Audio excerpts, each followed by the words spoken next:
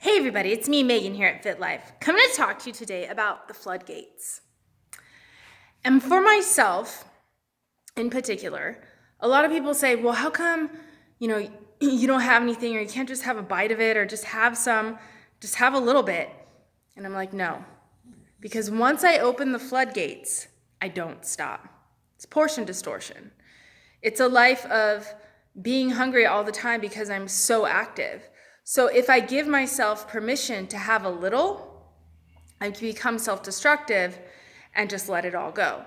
So for example, if I were just supposed to have a certain amount of almonds, let's say someone says chocolate almonds, and they go, you should have some, just try it. All right, I'll have one or two. But if you let that bag linger, I'm gonna reach back for 3, 4, 5, 6. And then when the other person's not looking, I'm gonna be on 29, 30, 31. So you see, for me, it's better to just say no and to have none than to play this psychological warfare of just a little restriction.